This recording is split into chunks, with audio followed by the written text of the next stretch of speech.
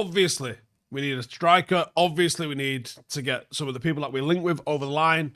And obviously, we need a midfielder. Now, the difficulties that we're having in trying to offload players present difficulties for us in trying to acquire players. So, we go scouting and we try and find someone that we think might make a big impact without making a huge dent in the transfer budget. And I think I've got one for us. Lucien Agoume. I think he might be that player. Very much a player that could enable Mainoo or Bruno to kind of thrive in that midfield pivot. He is very much a destroyer, very much a defensive midfielder, very energetic. He's actually quite versatile, but he's definitely going to be more on the defensive side. Now, the market value of this player is €7 million.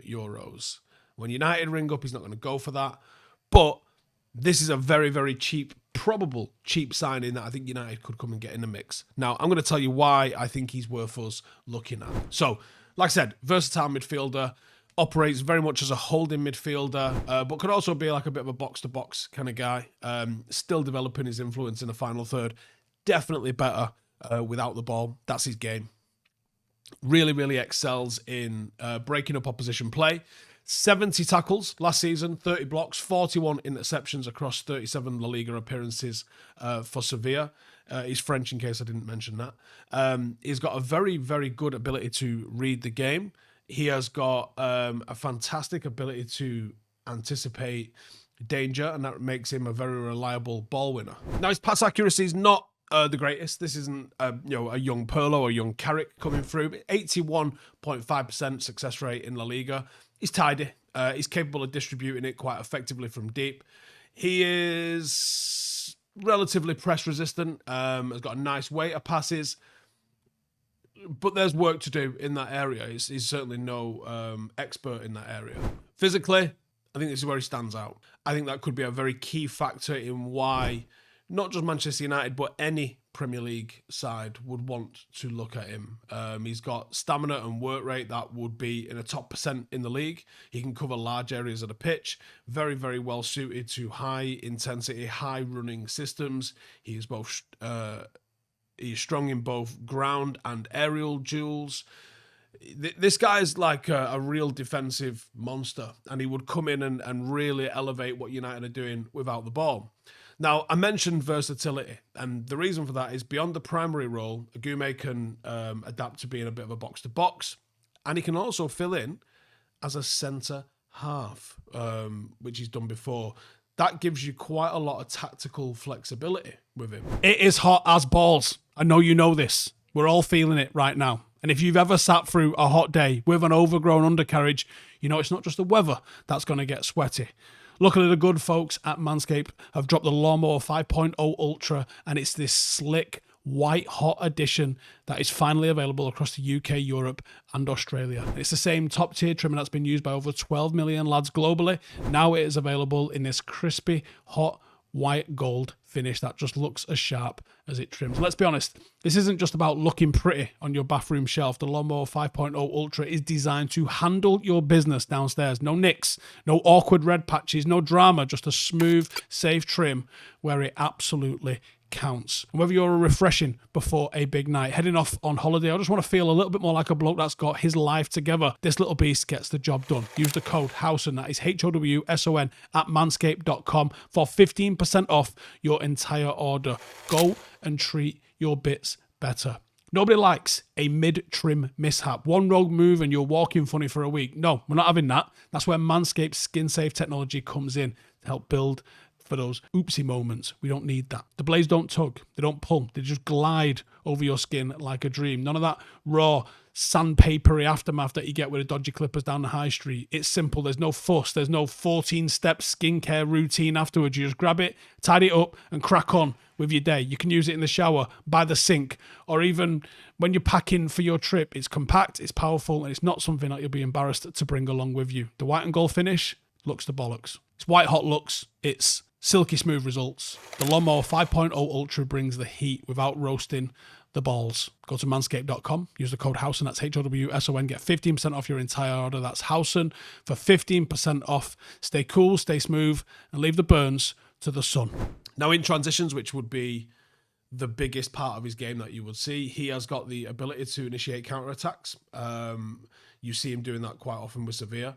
He has got a bit of a tendency to go quick, to go vertical. He's quite decisive. There's a lot of things that I think you go, yeah, like he's quite a basic player.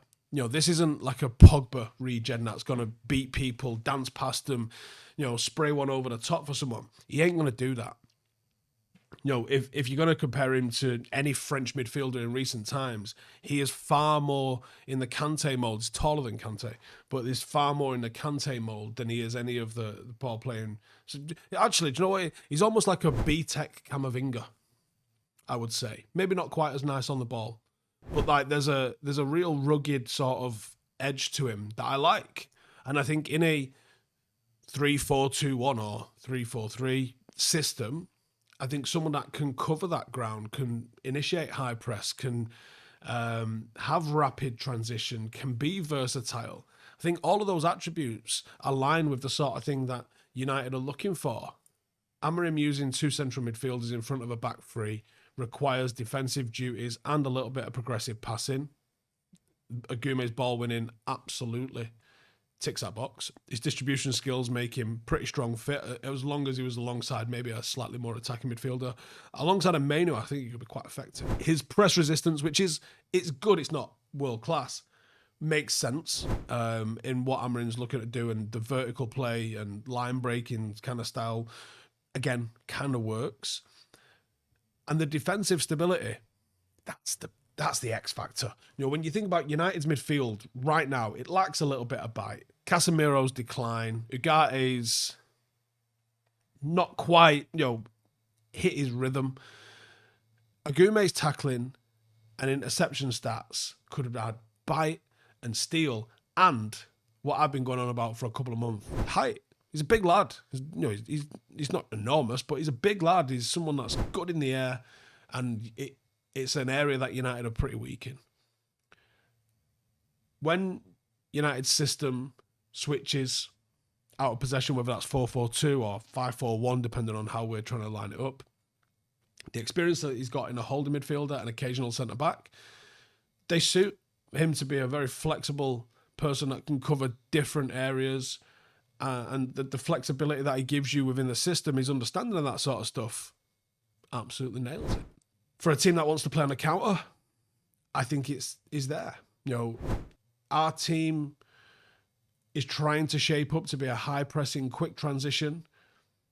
Agoumé's already got quick transition mindset. He's counter-attacking. Ignition aligns with this.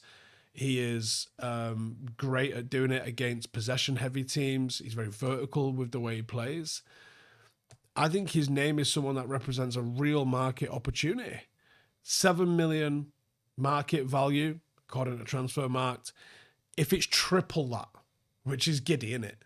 But if it's triple that, it's only 21 million. Absolutely worth that.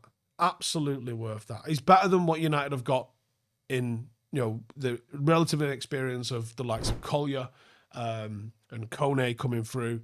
He's a level above those, if not a couple of levels above those. He would come in and look to start. And I think he could develop into a regular starter. And he would offer both short-term impact and definitely long-term value. And I think this is the kind of smart diamond in the rough. Like I said, he's a B-Tech Camavinga. I ain't saying he's as good as Camavinga. He's a B-Tech Camavinga. He does a lot of the things that Camavinga does. And Real Madrid with Camavinga in weren't half bad, were they? That's what I think. Please let me know your thoughts on him in the comments below. If you've seen him, if you've not, go do a bit of YouTube scouting. Come back, tell me what you think. That's how it works, isn't it? But we might have found another one, lads. We might have found another one. See you in a bit.